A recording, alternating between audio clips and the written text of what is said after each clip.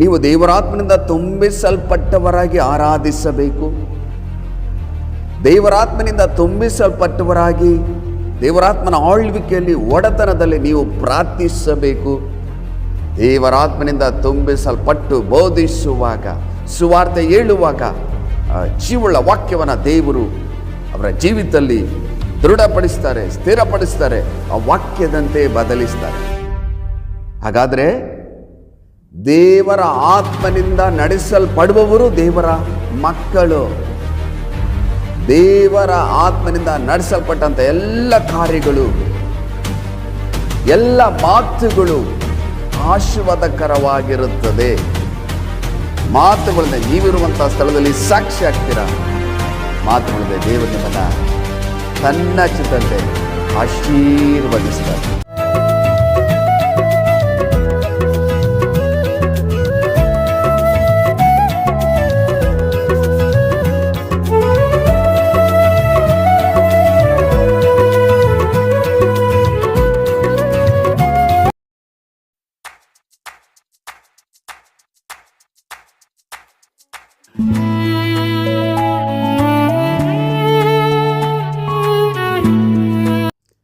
ಕರ್ತನಲ್ಲಿ ಪ್ರಿಯರಾದವರೇ, ದೇವರ ಜೀವವುಳ್ಳ ವಾಕ್ಯವನ್ನು ಧ್ಯಾನ ಮಾಡಲು ಯೇಸು ಕ್ರಿಸ್ತನ ಅತೀ ಮಧುರವಾದ ನಾಮದಲ್ಲಿ ನಿಮ್ಮನ್ನು ಪ್ರೀತಿಯಿಂದ ನಾವು ಸ್ವಾಗತ ಮಾಡುತ್ತೇವೆ. ಈ ಜೀವಳ ವಾಕ್ಯವನ್ನು ದೇವರು ನಿಮ್ಮಲ್ಲಿ 100ರಷ್ಟು ಕಾರ್ಯ ಮಾಡಲು ಮಾತ್ರವಲ್ಲದೆ ದೇವರಾತ್ಮನಿಂದ ನಿಮ್ಮನ್ನು ತುಂಬಿಸಿ, ಬಲಪಡಿಸಿ, ರೂಪಿಸಿ, ಆಶೀರ್ವದಿಸ್ತಾರೆ ಎಂಬುದಾಗಿ ನಾನು ಕರ್ತನಲ್ಲಿ ನಂಬಿದ್ದೇನೆ. ನೀವು ಕೂಡ ದೇವರ ಮೇಲೆ ನಂಬಿಕೆ ಇಟ್ಟು ಈ ವಾಕ್ಯವನ್ನು ಕೇಳಿಸಿಕೊಂಡು ನನ್ನೊಟ್ಟಿಗೆ ಸೇರಿ ನೀವು ಪ್ರಾರ್ಥನೆ ಮಾಡುವಾಗ ದೇವರು ತನ್ನ ಆತ್ಮನಿಂದ ತುಂಬಿಸಿ ನಿಮ್ಮನ್ನು ಬಲಪಡಿಸುತ್ತಾರೆ.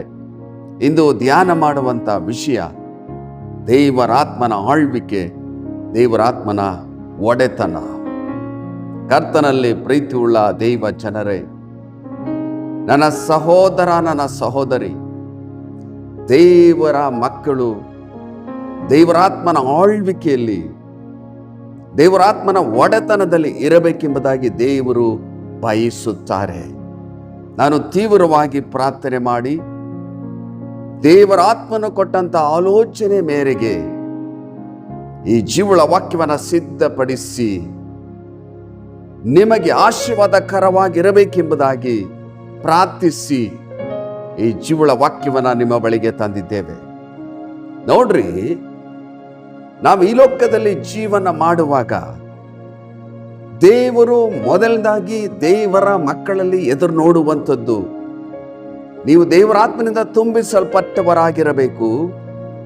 ದೇವರಾತ್ಮನ ಆಳ್ವಿಕೆ, ದೇವರಾತ್ಮನ ಒಡೆತನ ನಿಮ್ಮಲ್ಲಿ ಇರಬೇಕೆಂಬುದಾಗಿ ದೇವರು ಎದುರು ನೋಡ್ತಿದ್ದಾರೆ. ಮೊದಲನೇದಾಗಿ ದೇವರಾತ್ಮರು ಆಳ್ವಿಕೆ ಮಾಡಲು, ಒಡೆತನ ಮಾಡಲು ನೀವು ಅನುಮತಿಸಬೇಕು.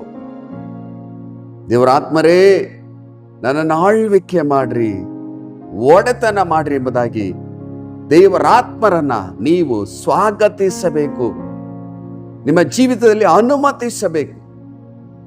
ಇನ್ನು ಎರಡನೆಯದಾಗಿ ನಿಮ್ಮ ಪ್ರಾಣ, ಆತ್ಮ, ಶರೀರ, ನಿಮ್ಮ ಮನಸ್ಸಿನ ಮೇಲೆ, ನಿಮ್ಮ ಕುಟುಂಬದ ಮೇಲೆ, ನಿಮ್ಮ ಕೆಲಸ ಕಾರ್ಯಗಳ ಮೇಲೆ, ಎಲ್ಲದರ ಮೇಲೆ ಪವಿತ್ರಾತ್ಮರೇ ಆಳ್ವಿಕೆ ಮಾಡ್ರಿ, ಒಡೆತನ ಮಾಡ್ರಿ ಎಂದು ಒಪ್ಪಿಸಿ ಪ್ರಾರ್ಥಿಸಬೇಕು. ಇನ್ನು ಮೂರನೆಯದಾಗಿ, ಎಲ್ಲಿ ದೇವರಾತ್ಮರು ಆಳ್ವಿಕೆ ಮಾಡುತ್ತಾರೋ, ಒಡೆತನ ಮಾಡುತ್ತಾರೋ ಅಲ್ಲಿ ಅಭಿವೃದ್ಧಿ, ಆಶೀರ್ವಾದ, ಬಿಡುಗಡೆ ಇರುತ್ತದೆ. ಮಾತ್ರವಲ್ಲದೆ ದೇವರ ಚಿತ್ತ, ಉದ್ದೇಶ, ದೇವರ ಸಂಕಲ್ಪ ನೆರವೇರುತ್ತದೆ. ಇನ್ನು ನಾಲ್ಕನೇದಾಗಿ, ದೇವರಾತ್ಮರು ಆಳ್ವಿಕೆ ಮಾಡುವ ವ್ಯಕ್ತಿ ದೇವರ ಚಿತ್ತದಂತೆ ಜೀವಿಸುತ್ತಾನೆ, ಅವನಲ್ಲಿ ದೇವರು ಸಂತೋಷ ಪಡುತ್ತಾರೆ. ಕರ್ತನಲ್ಲಿ ಪ್ರಿಯರಾದವರೇ, ಪ್ರೀತಿಯುಳ್ಳ ದೈವ ಜನರೇ, ನನ್ನ ಸಹೋದರ, ನನ್ನ ಸಹೋದರಿ, ಪ್ರೀತಿಯುಳ್ಳ ದೇವರ ಸೇವಕರೇ, ಈ 4 ಕಾರ್ಯಗಳು ನಿಮ್ಮಲ್ಲಿ ಇರಬೇಕೆಂಬುದಾಗಿ ದೇವರು ಎದುರು ನೋಡ್ತಿದ್ದಾರೆ. ನೀವು ಪವಿತ್ರ ಆತ್ಮರೇ ನನ್ನನ್ನು ಆಳ್ವಿಕೆ ಮಾಡ್ರಿ, ಒಡೆತನ ಮಾಡ್ರಿ ಎಂಬುದಾಗಿ ಪರಿಶುದ್ಧಾತ್ಮರನ್ನ ನಿಮ್ಮ ಜೀವಿತದಲ್ಲಿ ಬರಮಾಡಿಕೊಳ್ಳುವಾಗ ಅಲ್ಲಿ ದೇವ ಪ್ರಸನ್ನತೆ ಇರ್ತದೆ. ದೇವರು ಅಲ್ಲಿ ವಾಸ ಮಾಡುತ್ತಾರೆ. ಎಲ್ಲಿ ದೇವರಾತ್ಮನ ಉಂಟೋ ಅಲ್ಲಿ ಬಿಡುಗಡೆ ಉಂಟು. ನೋಡ್ರಿ, ವಾಕ್ಯದಲ್ಲಿ ಏನು ಬರೆಯಲ್ಪಟ್ಟಿದೆ. ಯೋಹಾನ ಬರೆದ ಸುವಾರ್ತೆ 16ನೇ ಅಧ್ಯಾಯ 13ನೇ ವಚನದಲ್ಲಿ, ಸತ್ಯದ ಆತ್ಮನು ಬಂದಾಗ ಆತನು ನಿಮ್ಮನ್ನು ನಡೆಸಿಕೊಂಡು ಹೋಗಿ ಸಕಲ ವಿಷಯದಲ್ಲಿಯೂ ಸತ್ಯಕ್ಕೆ ಸೇರಿಸುವನು. ಹಲ್ಲೆಲೂಯಾ. ದೇವರ ಪರಿಶುದ್ಧವಾದ ನಾಮಕ್ಕೆ ಸ್ತೋತ್ರವಾಗಲಿ. ಯೇಸು ಸ್ವಾಮಿ ಹೇಳ್ತಾ ಇದ್ದಾರೆ, ಸತ್ಯದ ಆತ್ಮನು ನಿಮ್ಮಲ್ಲಿ ಬಂದಾಗ, ಸತ್ಯದ ಆತ್ಮನಿಗೆ ನೀವು ಸ್ಥಳವನ್ನ ಕೊಟ್ಟಾಗ, ಸತ್ಯದ ಆತ್ಮನಿಗೆ ಆಳ್ವಿಕೆ ಮಾಡಲು, ಒಡೆತನ ಮಾಡಲು ನೀವು ಅನುಮತಿಸುವಾಗ, ಆತನು ನಿಮ್ಮನ್ನು ನಡೆಸಿಕೊಂಡು ಹೋಗಿ ಸಕಲ ವಿಷಯದಲ್ಲಿಯೂ ಸತ್ಯಕ್ಕೆ ಸೇರಿಸುವನು. ಹಾಗಾದ್ರೆ ದೇವರ ಮಕ್ಕಳು ಅನ್ನುವುದಾದರೆ ದೇವರಾತ್ಮನಿಂದ ನಡೆಸಲ್ಪಡಬೇಕು. ದೇವರಾತ್ಮನಿಂದ ತುಂಬಿಸಲ್ಪಟ್ಟವರಾಗಿ ಈ ಲೋಕದಲ್ಲಿ ಬಾಳಬೇಕು. ಅದು ದೇವರ ಚಿತ್ತವಾಗಿದೆ, ದೇವರ ಉದ್ದೇಶವಾಗಿದೆ. ಅದನ್ನೇ ದೇವರು ನಿಮ್ಮಲ್ಲಿ, ನಮ್ಮಲ್ಲಿ ದೇವರು ಎದುರು ನೋಡ್ತಿದ್ದಾರೆ. ಹಾಗಾದ್ರೆ ಪ್ರಿಯರೇ, ಈ ವಾಕ್ಯದ ಮೂಲಕ ದೇವರು ನಿಮ್ಮೊಟ್ಟಿಗೆ ಮಾತನಾಡ್ತಿದ್ದಾರೆ. ನೀವು ದೇವರಾತ್ಮನಿಂದ ತುಂಬಿಸಲ್ಪಟ್ಟವರಾಗಿ ಆರಾಧಿಸಬೇಕು. ದೇವರಾತ್ಮನಿಂದ ತುಂಬಿಸಲ್ಪಟ್ಟವರಾಗಿ ದೇವರಾತ್ಮನ ಆಳ್ವಿಕೆಯಲ್ಲಿ, ಒಡೆತನದಲ್ಲಿ ನೀವು ಪ್ರಾರ್ಥಿಸಬೇಕು. ದೇವರಾತ್ಮನಿಂದ ತುಂಬಿಸಲ್ಪಟ್ಟವರಾಗಿ ಇತರರಿಗೆ ಸುವಾರ್ತೆಯನ್ನ ಹೇಳಬೇಕು. ದೇವರಾತ್ಮನಿಂದ ತುಂಬಿಸಲ್ಪಟ್ಟವರಾಗಿ ಈ ಲೋಕದಲ್ಲಿ ನೀವು ಜೀವಿಸಬೇಕು ಎನ್ನುವುದೇ ದೇವರ ಪ್ರಾಮುಖ್ಯವಾದ ಉದ್ದೇಶವಾಗಿದೆ. ಇದು ಬಹಳ ಪ್ರಾಮುಖ್ಯವಾದ ಸಂಗತಿಯಾಗಿದೆ. ನೀವು ದೇವರಾತ್ಮನಿಂದ ತುಂಬಿಸಲ್ಪಡದೆ ದೇವರ ಚಿತ್ತವನ್ನ ತಿಳಿಯಲು ಸಾಧ್ಯವಿಲ್ಲ. ದೇವರಾತ್ಮನಿಂದ ತುಂಬಿಸಲ್ಪಡದೆ ಮಾಡುವಂತ ಕಾರ್ಯಗಳು ಅದು ವ್ಯರ್ಥ. ನೀವು ದೇವರಾತ್ಮನಿಂದ ತುಂಬಿಸಲ್ಪಟ್ಟವರಾಗಿ ದೇವರಾತ್ಮನ ಆಳ್ವಿಕೆಯಲ್ಲಿ, ದೇವರಾತ್ಮನ ಒಡೆತನದಲ್ಲಿ ಈ ಲೋಕದಲ್ಲಿ ಪ್ರತಿ ಒಂದನ್ನ ಮಾಡಬೇಕೆಂಬುದಾಗಿ ದೇವರು ನಿಮ್ಮಲ್ಲಿ ಎದುರು ನೋಡ್ತಿದ್ದಾರೆ. ಈ ವಾಕ್ಯದ ಮೂಲಕವಾಗಿ ನಿಮ್ಮೊಟ್ಟಿಗೆ ಮಾತನಾಡ್ತಿದ್ದಾರೆ. ನೀವು ದೇವರಾತ್ಮನಿಂದ ತುಂಬಿಸಲ್ಪಟ್ಟಿದ್ದೀರೋ? ದೇವರಾತ್ಮನಿಂದ ತುಂಬಿಸಲ್ಪಟ್ಟು ಪ್ರಾರ್ಥನೆ ಮಾಡುವಾಗ ಆ ಸ್ಥಳದಲ್ಲಿ ದೇವರ ಪ್ರಸನ್ನತೆ ಇಳಿಯುತ್ತದೆ. ದೇವರಾತ್ಮನಿಂದ ತುಂಬಿಸಲ್ಪಟ್ಟು ನೀವು ಆರಾಧಿಸುವಾಗ ಕರ್ತನ ದೈವಿಕ ಸಮಾಧಾನ, ಸಂತೋಷ ಆ ಸ್ಥಳದಲ್ಲಿ ಇಳಿದು ಬರುತ್ತದೆ. ದೇವರಾತ್ಮನಿಂದ ತುಂಬಿಸಲ್ಪಟ್ಟು ಬೋಧಿಸುವಾಗ, ಸುವಾರ್ತೆ ಹೇಳುವಾಗ ಜೀವವುಳ್ಳ ವಾಕ್ಯವನ್ನ ದೇವರು ಅವರ ಜೀವಿತದಲ್ಲಿ ದೃಢಪಡಿಸ್ತಾರೆ, ಸ್ಥಿರಪಡಿಸ್ತಾರೆ, ಆ ವಾಕ್ಯದಂತೆ ಬದಲಿಸ್ತಾರೆ. ನಿಮ್ಮ ಕುಟುಂಬದಲ್ಲಿ ದೇವರಾತ್ಮನ ತುಂಬಿಸಲ್ಪಟ್ಟು ಒಂದೊಂದು ಕಾರ್ಯವನ್ನ ಮಾಡುವಾಗ ಎಲ್ಲ ವಿಷಯದಲ್ಲೂ ಅಭಿವೃದ್ಧಿಯನ್ನ ಕಾಣಬಹುದು. ಎಲ್ಲ ವಿಷಯದಲ್ಲೂ ದೇವರ ಆಶೀರ್ವಾದಗಳನ್ನು ನೀವು ಕಾಣಬಹುದು. ಹಾಗಾದ್ರೆ ದೇವರ ಮಕ್ಕಳು ದೇವರಾತ್ಮನಿಂದ ತುಂಬಿಸಲ್ಪಟ್ಟವರಾಗಿ ದೇವರಾತ್ಮನ ಆಳ್ವಿಕೆಯಲ್ಲಿ, ದೇವರಾತ್ಮನ ಒಡೆತನದಲ್ಲಿ ಈ ಲೋಕದಲ್ಲಿ ಜೀವಿಸಬೇಕೆನ್ನುವುದೇ ದೇವರ ಉದ್ದೇಶವಾಗಿದೆ. ಕರ್ತರಲ್ಲಿ ಪ್ರೀತಿಯುಳ್ಳ ದೈವ ಜನರೇ, ನನ್ನ ಸಹೋದರ, ನನ್ನ ಸಹೋದರಿ, ದೇವರಾತ್ಮನಿಂದ ನಿಮ್ಮನ್ನ ತುಂಬಿಸಲು ಈಗ ದೇವರು ಸಿದ್ಧನಿದ್ದಾನೆ. ನಿಮ್ಮನ್ನ ದೇವರಾತ್ಮನಿಂದ ತುಂಬಿಸಿ ಉಪಯೋಗಿಸಲು ಆತನು ಸಿದ್ಧನಿದ್ದಾನೆ. ನೀವು ಸಿದ್ಧರಾಗಬೇಕು. ದೇವರೇ, ನಿನ್ನ ಆತ್ಮನಿಂದ ನನ್ನ ತುಂಬಿಸಿರಿ. ಪವಿತ್ರಾತ್ಮರ ಆಳ್ವಿಕೆ, ಪವಿತ್ರಾತ್ಮರ ಒಡೆತನ ನನಗೆ ಬೇಕೇ ಬೇಕು. ಪವಿತ್ರಾತ್ಮರೇ, ನನ್ನನ್ನು ಆಳ್ವಿಕೆ ಮಾಡ್ರಿ, ಒಡೆತನ ಮಾಡ್ರಿ, ತಂದೆಯ ಚಿತ್ತದಂತೆ ನನ್ನನ್ನು ರೂಪಿಸಿರಿ, ರೂಪಾಂತರ ಪಡಿಸಿರಿ ಎಂಬುದಾಗಿ ದಾಹದಿಂದ ನೀವು ಪ್ರಾರ್ಥನೆ ಮಾಡುವಾಗ ದಾಹದಿಂದ ಇರುವವರ ಮೇಲೆ ತನ್ನ ಆತ್ಮನ ದೇವರು ಸುರಿಯ ಮಾಡುತ್ತಾರೆ. ನೋಡ್ರಿ, ವಾಕ್ಯದಲ್ಲಿ ಏನು ಬರೆಯಲ್ಪಟ್ಟಿದೆ? ರೋಮಾಪುರದವರಿಗೆ ಬರೆದ ಪತ್ರಿಕೆ 8ನೇ ಅಧ್ಯಾಯ 14ನೇ ವಚನದಲ್ಲಿ, ಯಾರ್ಯಾರು ದೇವರ ಆತ್ಮನಿಂದ ನಡೆಸಿಕೊಳ್ಳುತ್ತಾರೋ ಅವರು ದೇವರ ಮಕ್ಕಳು. ಹಾಗಾದ್ರೆ ದೇವರ ಆತ್ಮನಿಂದ ನಡೆಸಲ್ಪಡುವವರು ದೇವರ ಮಕ್ಕಳು. ದೇವರ ಮಕ್ಕಳಲ್ಲಿ ದೇವರ ಸ್ವಭಾವ, ದೇವರ ಗುಣಗಳು ಕಾಣಬೇಕಾದ್ರೆ, ಇತರರು ನಮ್ಮಲ್ಲಿ ದೇವರ ಸ್ವಭಾವವನ್ನ, ಗುಣವನ್ನ ಕಾಣಬೇಕಾದ್ರೆ ದೇವರ ಮಕ್ಕಳು ದೇವರ ಆತ್ಮನಿಂದ ನಡೆಸಲ್ಪಡಬೇಕೆಂಬುದಾಗಿ ದೇವರ ವಾಕ್ಯದಲ್ಲಿ ಬಹಳ ಸ್ಪಷ್ಟವಾಗಿ ನೋಡುತ್ತೇವೆ. ನಾವು ದೇವರ ಆತ್ಮನಿಂದ ನಡೆಸಲ್ಪಡುವಾಗ ಈ ಲೋಕದಲ್ಲಿ ವೈರಿಯಾದ ಸೈತಾನನು ಏನನ್ನು ಮಾಡಲು ಆಗುವುದಿಲ್ಲ. ಯಾಕೆಂದ್ರೆ ಲೋಕದಲ್ಲಿ ಇರುವವನಿಗಿಂತಲೂ ನಮ್ಮಲ್ಲಿರುವ ಆತನು ಹೆಚ್ಚಿನವನಾಗಿದ್ದಾನೆ. ಅದಕ್ಕಾಗಿಯೇ ದೇವರು ಹೇಳ್ತಾರೆ, ನೀವು ದೇವರ ಆತ್ಮನಿಂದ ನಡೆಸಲ್ಪಟ್ಟವರಾಗಿರಬೇಕೆಂಬುದಾಗಿ ದೇವರು ಈ ವಾಕ್ಯದ ಮೂಲಕ ನಿಮ್ಮೊಟ್ಟಿಗೆ ಮಾತನಾಡ್ತಿದ್ದಾರೆ. ನೋಡ್ರಿ ಪ್ರಿಯರೇ, ರೋಮಾಪುರದವರಿಗೆ ಬರೆದ ಪತ್ರಿಕೆ 8ನೇ ಅಧ್ಯಾಯ 9ನೇ ವಚನದಲ್ಲಿ, ನೀವಾದರೂ ನಿಮ್ಮಲ್ಲಿ ದೇವರ ಆತ್ಮನು ವಾಸವಾಗಿರುವುದಾದರೆ ಶರೀರ ಭಾವಧೀನರಲ್ಲ, ದೇವರಾತ್ಮನಿಗೆ ಅಧೀನರಾಗಿದ್ದೀರಿ. ಯಾವನಿಗಾದರೂ ಕ್ರಿಸ್ತನ ಆತ್ಮನು ಇಲ್ಲದಿದ್ದರೆ ಅವನು ಕ್ರಿಸ್ತನವನಲ್ಲ ಎಂಬುದಾಗಿ ಬಹಳ ಸ್ಪಷ್ಟವಾಗಿ ದೇವರ ವಾಕ್ಯ ನಮಗೆ ಬೋಧಿಸ್ತದೆ. ಈ ವಾಕ್ಯವನ್ನ ಗಮನವಿಟ್ಟು ಕೇಳಿಸಿಕೊಳ್ಳ್ರಿ. ನೀವಾದರೂ ನಿಮ್ಮಲ್ಲಿ ದೇವರ ಆತ್ಮನು ವಾಸವಾಗಿರುವುದಾದರೆ ಶರೀರ ಭಾವಧೀನರಲ್ಲ, ದೇವರಾತ್ಮನಿಗೆ ಅಧೀನರಾಗಿದ್ದೀರಿ. ಹಾಗಾದ್ರೆ ದೇವರ ಆತ್ಮನು ನಿಮ್ಮನ್ನ ತನ್ನ ಆಳ್ವಿಕೆಯಲ್ಲಿ, ತನ್ನ ಒಡೆತನದಲ್ಲಿ ಇರಬೇಕೆಂಬುದಾಗಿ ದೇವರು ಎದುರು ನೋಡ್ತಿದ್ದಾರೆ. ದೇವರ ಆತ್ಮನಿಂದ ನಡೆಸಲ್ಪಟ್ಟಂತ ವ್ಯಕ್ತಿ ಶರೀರ ಭಾವಕ್ಕೆ ಅವನ ಅಧೀನನಲ್ಲ. ಯಾವ ಮನುಷ್ಯನಿಗೂ ಅವನ ಅಧೀನನಲ್ಲ. ಅವನು ದೇವರ ಆತ್ಮನಿಗೆ ಅಧೀನವಾಗಿರುತ್ತಾನೆ. ಅವನು ದೇವರ ಆತ್ಮನಿಂದ ನಡೆಸಲ್ಪಡ್ತಾನೆ. ದೇವರ ಆತ್ಮನಿಂದ ನಡೆಸಲ್ಪಟ್ಟಂತ ಎಲ್ಲ ಕಾರ್ಯಗಳು, ಎಲ್ಲ ಮಾತುಗಳು ಆಶೀರ್ವಾದಕರವಾಗಿರುತ್ತದೆ. ಅಲ್ಲಿ ವಾಕ್ಯ ಬಹಳ ಸ್ಪಷ್ಟವಾಗಿ ಹೇಳ್ತದೆ, ಯಾವನಿಗಾದರೂ ಕ್ರಿಸ್ತನ ಆತ್ಮನು ಇಲ್ಲದಿದ್ದರೆ ಅವನು ಕ್ರಿಸ್ತನವನಲ್ಲ.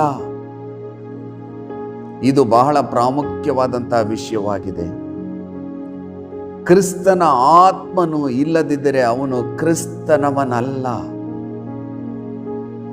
ಹಾಗಾದ್ರೆ ನಾವು ದೇವರ ಆತ್ಮನಿಂದ ನಡೆಸಲ್ಪಡುವಂಥದ್ದು ಬಹಳ ಬಹಳ ಪ್ರಾಮುಖ್ಯವಾದಂಥ ವಿಷಯವಾಗಿದೆ. ಇಂದು ದೇವರು ವಾಕ್ಯದ ಮೂಲಕ ನಿಮ್ಮೊಟ್ಟಿಗೆ ಮಾತನಾಡ್ತಿದ್ದಾರೆ. ನೀವು ದೇವರ ಆತ್ಮನಿಂದ ನಡೆಸಲ್ಪಡಬೇಕು. ದೇವರ ಆತ್ಮನಿಗೆ ಅಧೀನವಾಗಿರಬೇಕು. ದೇವರ ಆತ್ಮನು ನಿಮ್ಮನ್ನು ಆಳ್ವಿಕೆ ಮಾಡಬೇಕು, ನಿಮ್ಮ ಮೇಲೆ ಒಡೆತನ ಮಾಡಬೇಕು. ಎಲ್ಲ ಸಮಯದಲ್ಲಿ ನಾನು ಪವಿತ್ರ ಆತ್ಮ ಭರಿತನಾಗಿ ಈ ಲೋಕದಲ್ಲಿ ಜೀವಿಸಬೇಕೆಂಬುದಾಗಿ ನೀವು ಮನಸ್ಸು ಮಾಡಿ ದೇವರ ಸನ್ನಿಧಿಯಲ್ಲಿ ಪ್ರಾರ್ಥನೆ ಮಾಡುವಾಗ ದೇವರು ತನ್ನ ಚಿತ್ತದಂತೆ, ದೇವರು ವಾಗ್ದಾನ ಮಾಡಿದಂತೆ ದೇವರ ಆತ್ಮನಿಂದ ನಿಮ್ಮನ್ನು ತುಂಬಿಸಿ ತನ್ನ ಚಿತ್ತಂತೆ ಮಾರ್ಪಡಿಸ್ತಾರೆ. ಮಾತ್ರವಲ್ಲದೆ ತನ್ನ ಚಿತ್ತಂತೆ ನಿಮ್ಮನ್ನು ಆಶೀರ್ವಾದ ಮಾಡುತ್ತಾರೆ. ಇದು ಎಷ್ಟು ಪ್ರಾಮುಖ್ಯವಾದಂತಹ ವಿಷಯವಾಗಿದೆ ನೋಡ್ರಿ.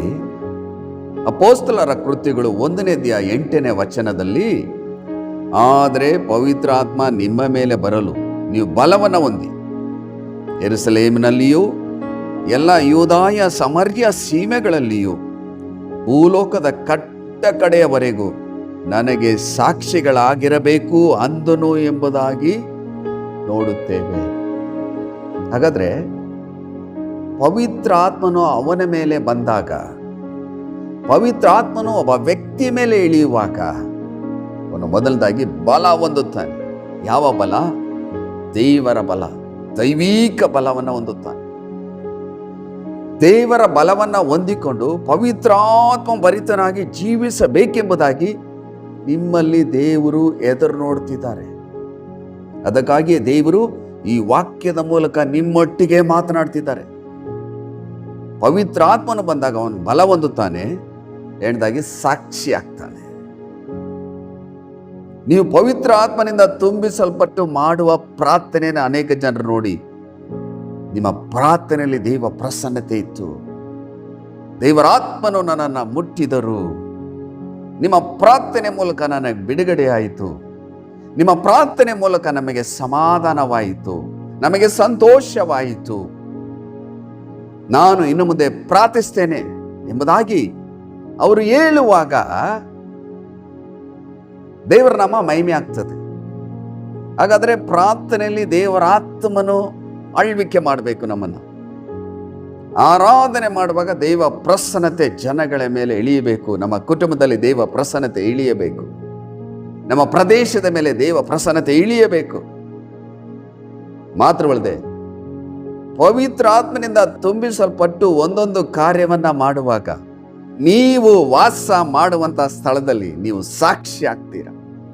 ಹಾಗಾದ್ರೆ ನಿಮ್ಮ ಜೀವಿತ ಸಾಕ್ಷಿಯ ಜೀವಿತವಾಗಿರಬೇಕಾದ್ರೆ ಅನೇಕ ಜನರು ನಿಮ್ಮನ್ನು ನೋಡಿ ದೇವರನ್ನ ಮಹಿಮೆ ಪಡಿಸಬೇಕನ್ನೋದಾದ್ರೆ ಪವಿತ್ರಾತ್ಮನಿಂದ ನೀವು ತುಂಬಿಸಲ್ಪಟ್ಟವರಾಗಿರಬೇಕು.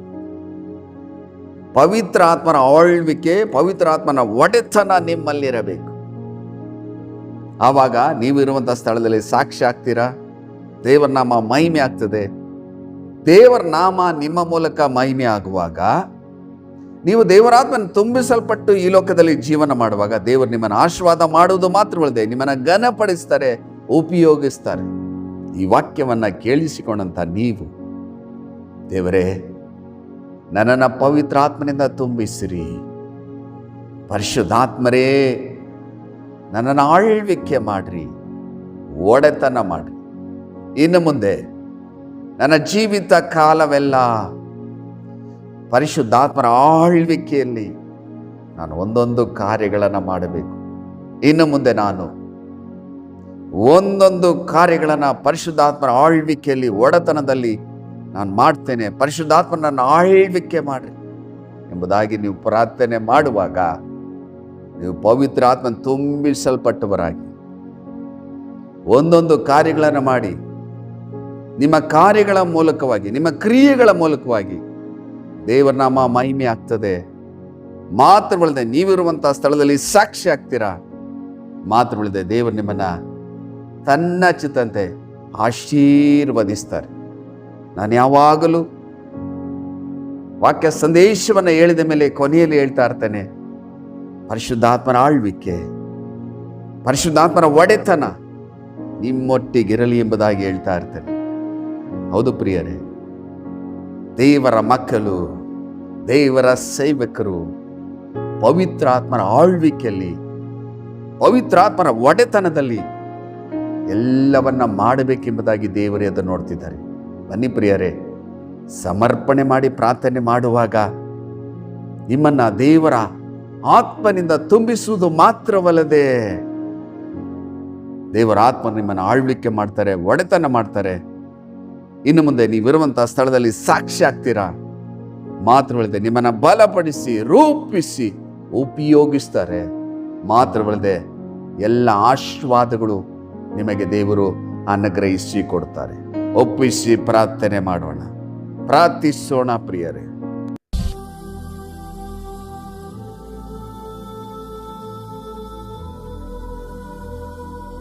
ನಮ್ಮನ್ನ ಅತಿಶಯವಾಗಿ ಪ್ರೀತಿ ಮಾಡುವಂತ ನಮ್ಮ ಪರಲೋಕದ ತಂದೆಯಾದ ದೇವರೇ, ಇಂದು ಪವಿತ್ರಾತ್ಮನ ಆಳ್ವಿಕೆ, ಪವಿತ್ರಾತ್ಮನ ಒಡೆತನ ಇದರ ಕುರಿತು ನಾವು ಧ್ಯಾನ ಮಾಡಿದ್ದೇವೆ. ಎಷ್ಟು ಜನರು ನನ್ನೊಟ್ಟಿಗೆ ಸೇರಿ, ಎಸಪ್ಪ ನಿನ್ನ ಆತ್ಮನಿಂದ ನನ್ನ ತುಂಬಿಸಿರಿ, ಪರಿಶುದ್ಧಾತ್ಮನಲ್ಲಿ ಆಳ್ವಿಕೆ ಮಾಡಬೇಕು, ಒಡೆತನ ಮಾಡಬೇಕು. ಈ ಲೋಕದ ಜೀವಿತವೆಲ್ಲ ನಾನು ಪರಿಶುದ್ಧಾತ್ಮನ ತುಂಬಿಸಲ್ಪಟ್ಟು ಒಂದೊಂದು ಕಾರ್ಯಗಳನ್ನು ನಿನ್ನ ಚಿತ್ತಂತೆ ಮಾಡಲು ಆತ್ಮನಿಂದ ತುಂಬಿಸಿರಿ ಎಂಬುದಾಗಿ ಎಷ್ಟು ಜನರು ನನ್ನೊಟ್ಟಿಗೆ ಸೇರಿ ಸಮರ್ಪಣೆ ಮಾಡಿ ಪ್ರಾರ್ಥನೆ ಮಾಡ್ತಿದ್ದರು. ಕರ್ತನೇ, ವಾಗ್ದಾನ ಮಾಡಿದಂತೆ ನಿನ್ನ ಆತ್ಮನ್ನ ಆ ಸ್ಥಳದಲ್ಲಿ ಸುರಿಯ ಮಾಡಿ ಅವರೆಲ್ಲರ ಮೇಲೆ ದೇವರಾತ್ಮನ ಇಳಿದು ಬರಲಿ. ಆ ಸ್ಥಳದಲ್ಲಿ ನಿನ್ನ ದೈವಿಕ ಪ್ರಸರತೆ ಇಳಿಯಲಿ. ಮಾತ್ರವಲ್ಲದೆ ಅವರೆಲ್ಲರೂ ನಿನ್ನ ಚಿತ್ತಂತೆ ಮಾರ್ಪಟ್ಟು ಪವಿತ್ರಾತ್ಮ ಭರಿತರಾಗಿ ಒಂದೊಂದು ಕಾರ್ಯಗಳನ್ನು ಮಾಡಿ ನಿನ್ನ ಮಹಿಮೆ ಪಡಿಸಲು, ಅವರಿರುವಂತಹ ಸ್ಥಳದಲ್ಲಿ ಸಾಕ್ಷಿಯಾಗಿ ಜೀವಿಸಲು ಕೃಪೆ ಕೊಡು. ಅನೇಕ ಜನರು ಸೋತು ಹೋಗಿರಬಹುದು, ಬಲಹೀನರಾಗಿರಬಹುದು, ವೇದನೆ ಪಡ್ತಿರಬಹುದು. ಅವರೆಲ್ಲರ ಮೇಲೆ ನಿನ್ನ ದೈವಿಕ ಪ್ರಸನ್ನತೆ ಇಳಿಯಲಿ. ಪರಿಶುದ್ಧಾತ್ಮರ ಬಲ ಇಳಿದು ಬರಲಿ. ಮಾರ್ಪಡಿಸಿರಿ, ಆಶೀರ್ವದಿಸಿರಿ. ಈ ಜೀವಳ ವಾಕ್ಯ ಅವರ ಜೀವಿತದಲ್ಲಿ 100ರಷ್ಟು ಕಾರ್ಯ ಮಾಡಲಿ. ಕರ್ತನೇ, ಅದನ್ನು ಈಗಲೇ ಮಾಡಿದ್ದಕ್ಕಾಗಿ ಸ್ತೋತ್ರ ಸ್ತೋತ್ರ ಸ್ತೋತ್ರ. ಯೇಸುವಿನ ಮೂಲಕ ಬೇಡಿ ಹೊಂದಿಕೊಂಡೇವೆ ಜೀವುಳ್ಳ ತಂದೆಯೇ, ಆಮೇನ್ ಆಮೇನ್. ಕರ್ತನಲ್ಲಿ ಪ್ರಿಯರಾದವರೇ, ದೇವರ ಜೀವುಳ್ಳ ವಾಕ್ಯವನ್ನ ಕೇಳಿಸಿಕೊಂಡಿದ್ದೀರಿ. ಮರಿಬೇಡ್ರಿ, ದೇವರಾತ್ಮನ ಆಳ್ವಿಕೆ, ದೇವರಾತ್ಮನ ಒಡೆತನ ನಿಮ್ಮ ಮೇಲೆ ಇರಬೇಕೆಂಬುದಾಗಿ ದೇವರೇ ಅದನ್ನು ನೋಡ್ತಿದ್ದಾರೆ. ನನ್ನ ಸಮರ್ಪಣೆ ಮಾಡ್ರಿ, ಪ್ರಾರ್ಥಿಸಿರಿ. ನಾನು ನಂಬುತ್ತೇನೆ ನಿಮ್ಮನ್ನು ದೇವರಾತ್ಮನಿಂದ ತುಂಬಿಸಲ್ಪಟ್ಟವರಾಗಿ ಮುಂದೆ ಜೀವಿಸ್ತೀರಾ. ದೇವರು ಆ ರೀತಿ ಮಾಡ್ತಾರೆ. ಈಗ ತನ್ನ ಆತ್ಮನಿಂದ ನಿಮ್ಮನ್ನು ತುಂಬಿಸಿದ್ದಾರೆ ಎಂಬುದಾಗಿ ನಾನು ನಂಬ್ತೇನೆ. ನೀವು ಕೂಡ ನಂಬಿಕೆಯಿಂದ ಪ್ರಾರ್ಥನೆ ಮಾಡಿ ದೇವರ ಚಿತ್ತಂತೆ ದೇವರಾತ್ಮನಿಂದ ತುಂಬಿಸಲ್ಪಟ್ಟು ಈ ಲೋಕದಲ್ಲಿ ಜೀವಿಸಿರಿ. ದೇವರು ನಿಮ್ಮನ್ನ ಏರಳವಾಗಿ ಆಶೀರ್ವದಿಸಲಿ. ಇನ್ನೊಂದು ಅಮೂಲ್ಯವಾದ ವಾಕ್ಯದೊಟ್ಟಿಗೆ ನಿಮ್ಮನ್ನು ಸಂಧಿಸುವವರೆಗೂ ದೇವರ ಕೃಪೆ, ದೇವರ ಶಾಂತಿ, ದೇವರ ಸಮಾಧಾನ, ಪರಿಶುದ್ಧಾತ್ಮನ ಆಳ್ವಿಕೆ, ಪರಿಶುದ್ಧಾತ್ಮನ ಒಡೆತನ ನಿಮ್ಮೊಟ್ಟಿಗಿರಲಿ. ದೇವರು ತನ್ನ ಚಿತ್ತಂತೆ ನಿಮ್ಮನ್ನು ಏರಳವಾಗಿ ಆಶೀರ್ವದಿಸಲಿ. God bless you.